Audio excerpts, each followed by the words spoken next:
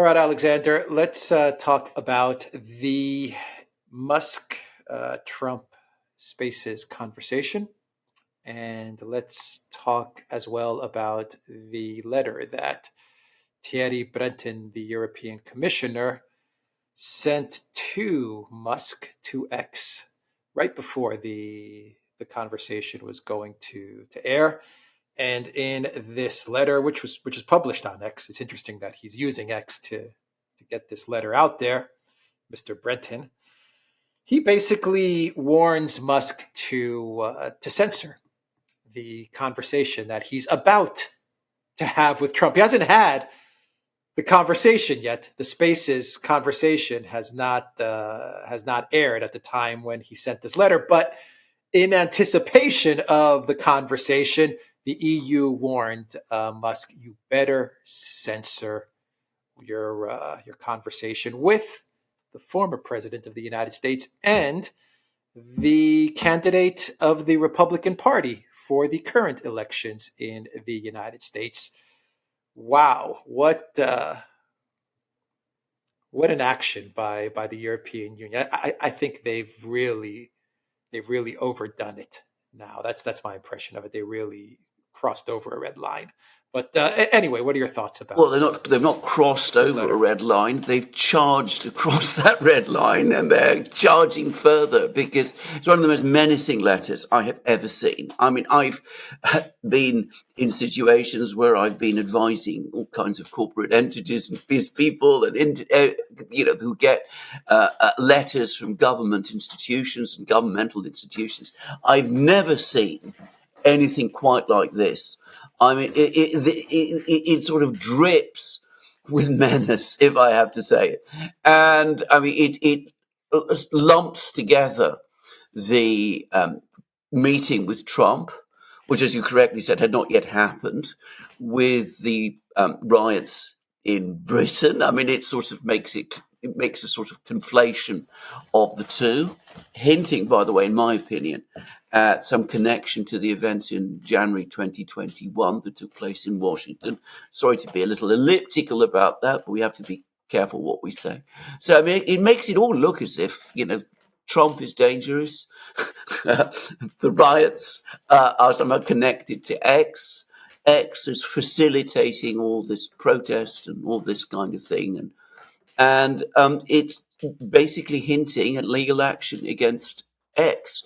And so it looks to me, and I have to say this, I mean, speaking of somebody who has come from a litigation environment, it looks like what lawyers call, a cease and desist letter in the United States.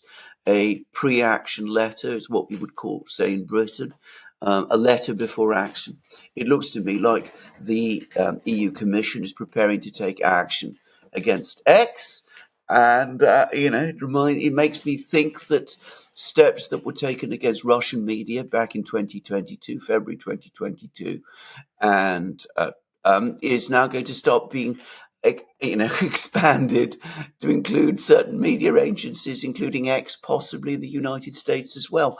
I mean, I'm not saying that all this is going to happen, but that is the impression that the letter actually gives. And, of course, it doffs the hat at the principle of freedom of expression. There's the Article 10 principle that appears in the European Convention on Human Rights, that people are safeguarded, that the rights of free expression are safeguarded. But to make it clear, it is not Article 10 rights of free speech in the EU are not as strong as those provided in the United States by the First Amendment of the Constitution. The Article 10 rights are qualified, as lawyers say, by the fact that they have to be consistent with what you would expect in a democracy. And what we're now seeing is that there's going to be a legal attack, or at least a legal attack is being prepared.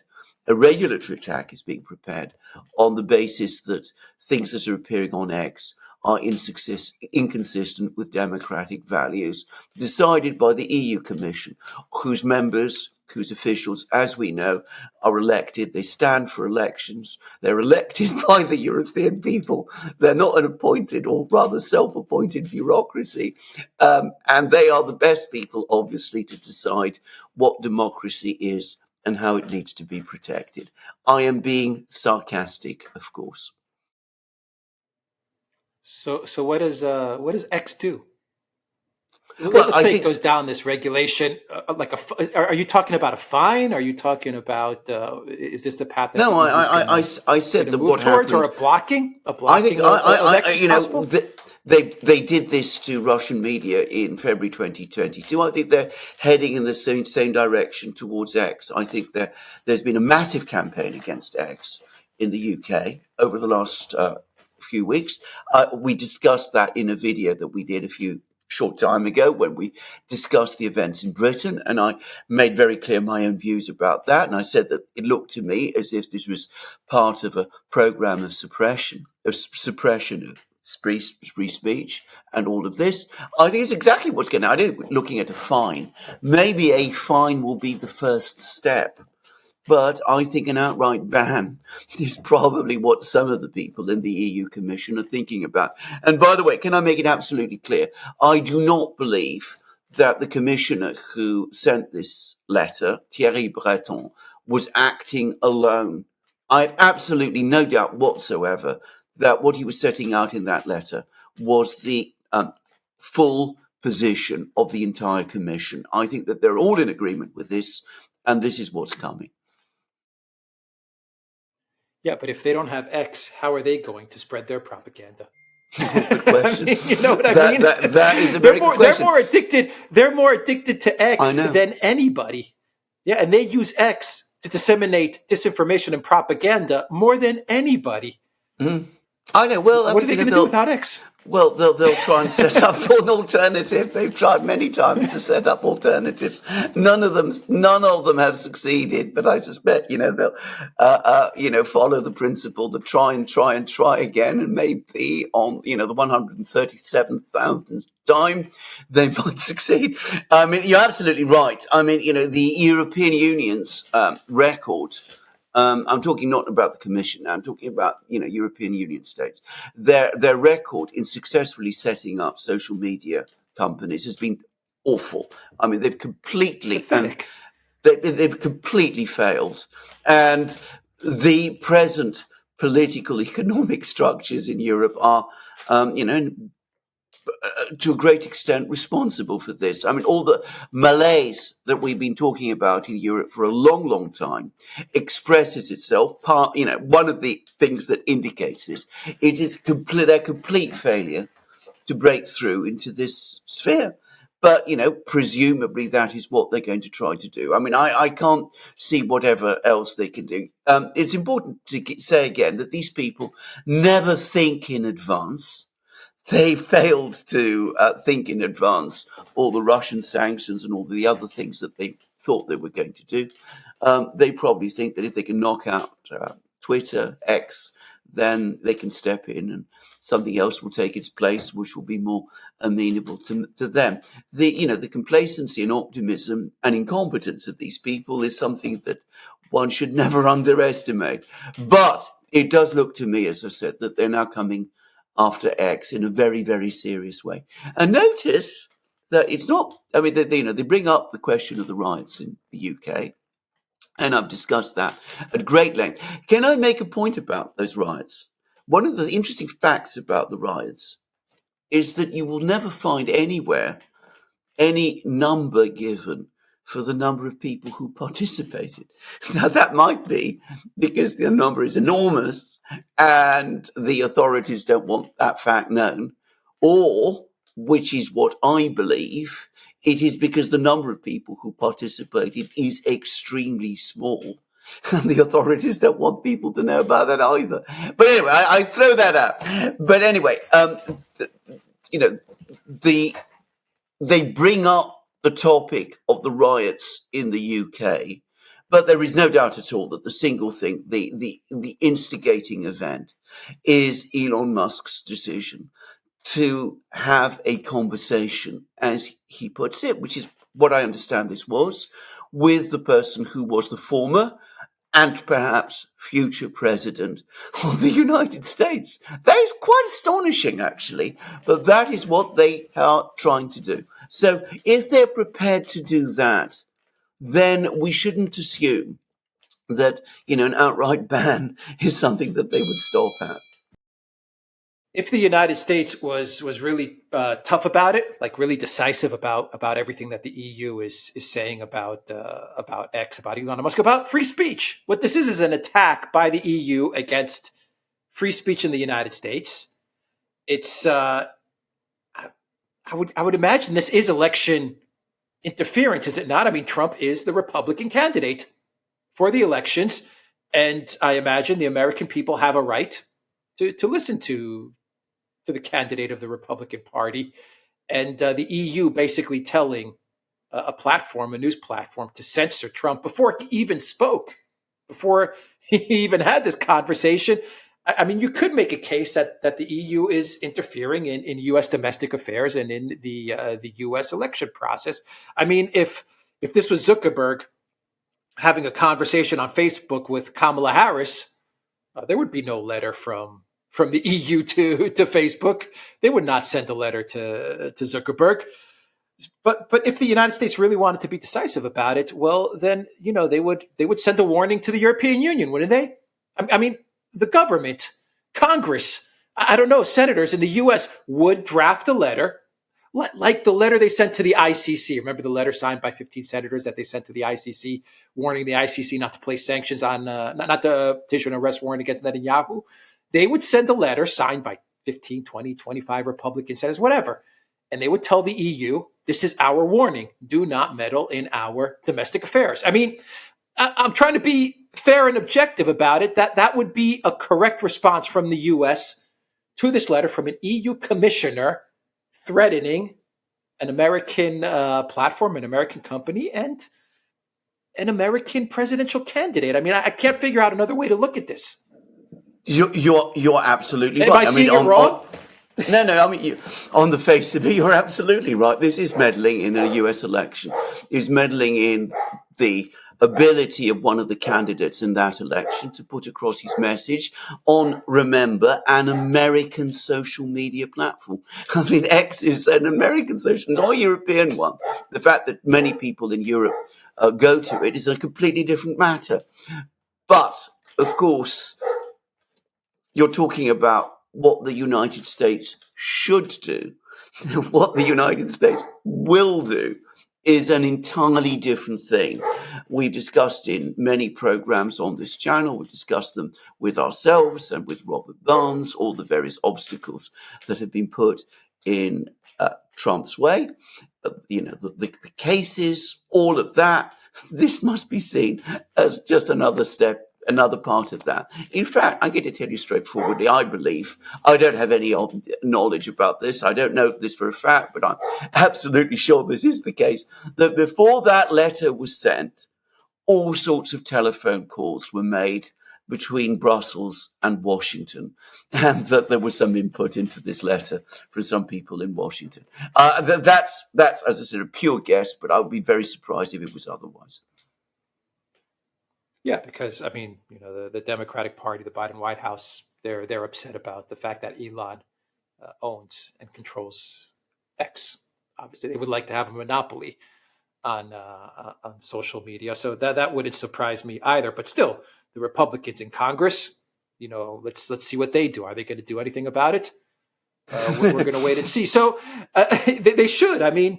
Of course they should. Absolutely response. They should. If you are a sovereign country, this would be the correct response. The United States that I remember, not the United States maybe of today, but the United States of 20, 30 years ago.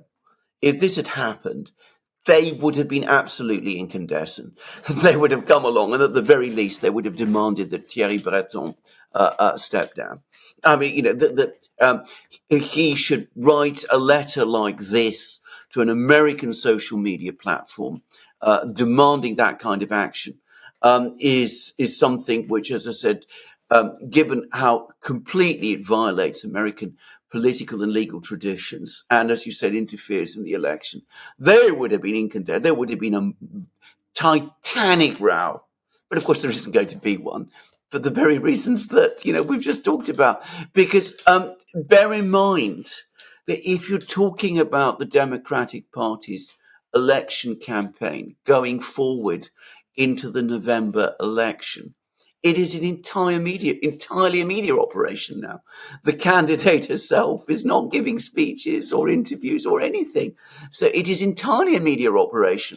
And as many people have pointed out, not perhaps on the big mainstream media or even to a certain extent on social media.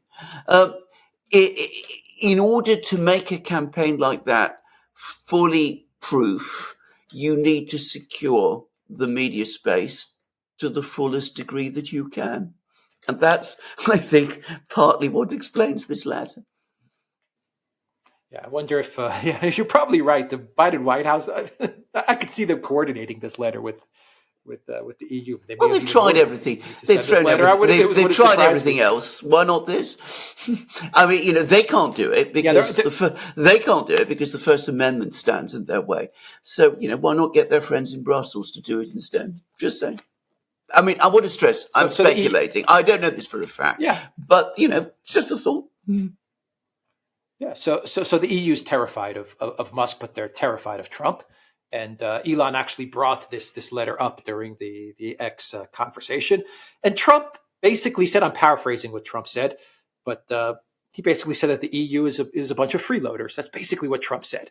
And you could tell that Trump does not like the European Union. I mean, he doesn't like the people in the European Union. That's obvious. That's crystal clear that he does not get along with them. He doesn't like them. He doesn't want to deal with them.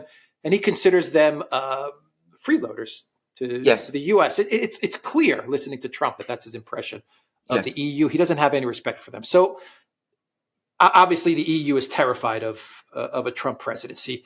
Why doesn't the EU just cut Twitter then? I mean, why send these letters? Just cut the access. I mean, you cut flights. You cut flights from Russia. You cut media from Russia. You didn't warn Russia. You didn't say, Russia, knock it off or else. You just cut the flights. One day, all of Europe woke up and there were no flights and there was no Russian media. Why not just cut off Twitter? Well, as I've said already, I mean, we may very well be heading in that direction, but I think the reason they've done it in this fashion is, again, because they've obviously sought legal advice. I mean, this letter refers to all kinds of laws and regulations. So clearly, lawyers have played a role in this. And before taking an action of that kind, they need to, cover their legal bases. Because, of course, if they do take the kind of step that you're saying, as night follows day, X will bring a claim to the European Court of Justice under Article 10, not the European, well, it might be the European Court of Justice, actually. And they want to show that there's a pattern of warnings given to X before the final reluctant decision to make the ban was implemented. So, I mean, that's the explanation for it. I mean, it's not a difficult one to understand. It's basically, as I said, ticking the boxes before you take the step that you're already working towards. Of course, they might not do it. I mean, there's the EU huffs and puffs and threatens to do all kinds of things, and in the end, it backs off. It may be because this is pretty extreme that lawyers will tell them that they have no case. Or alternatively, it could be that their own technology people tell them we need X, we can't replace it, so let's stick with X and not give up on it. I mean, that might be what will happen, in which case this whole thing might blow over. But frankly, I don't think so. All right, we will end the video there. The Duran.local.com. We are on Rumble, Odyssey, BitChute, Telegram, Rockfit, and Twitter, X, and go to the Duran shop, pick up some merch. Take care.